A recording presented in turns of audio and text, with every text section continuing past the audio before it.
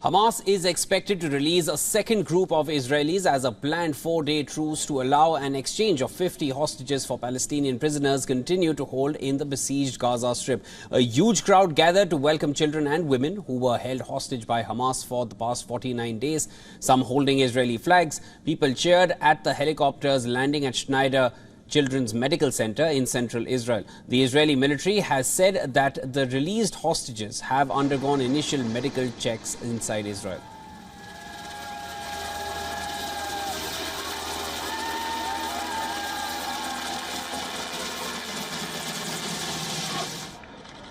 Yesterday evening, 4 boys and girls, 3 mothers and 1 grandmother arrived to Schneider Children's Medical Center. We were very exciting from the first moment. We saw the kids and the parents, the hugs and the crying, and it was very, very exciting for all of us. They are in good condition. 9-year-old Ohad Munder, who spent his birthday as a captive, was among 4 young children released by Hamas and returned with his mother and grandmother to Israel on the first day of a planned 4-day truce and prisoner exchange. Schneider Children's Medical Center released visuals of hostages running into the arms of their family. For Yoni Katz, Asher, whose wife and children were freed from Hamas captivity as the first part truce deal, said his happiness is mingled with concern for those who are still stuck in Gaza. אני שמח שקיבלתי בחזרה את משפחתי. מותר לשמוח ומותר להזיל דמעה. זה דבר אנושי. אבל אני לא חוגג, אני לא אחגוג, עד אשר לא יחזור אחרון החטופים. After spending more than a year in prison, Palestinian Kusei Taktaka reunited with his family and enjoyed a meal of breakfast with his family in West Bank's city of Bethlehem.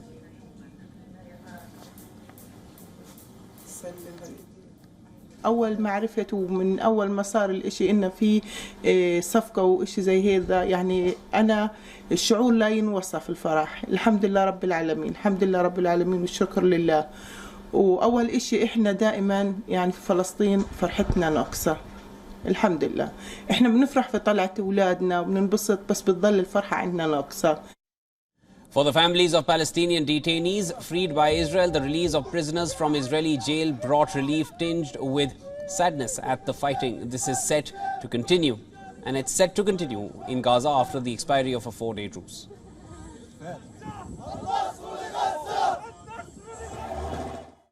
فيش أحلى من هاي الفرحة، لأن كنت مش مصدق حالي، كل بدي أموت قبل أشوف بنتي.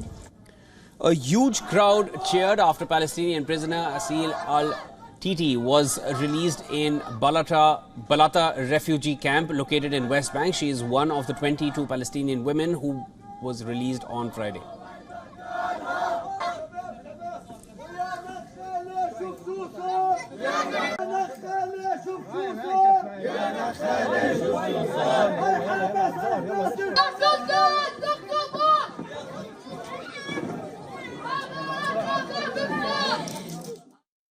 بحيي أهل المقاومة على صمودها، على تعاونها مع الشعب، مع دعمها، مع كل إشي. أنا فعلا فخورة بهذا الشعب اللي بيطلع منه شهداء، بيطلع منه أبطال. All right, for more on this, we were earlier joined by Uriel Abulov, an associate professor of political science at Tel Aviv University. Here's what he had to say here.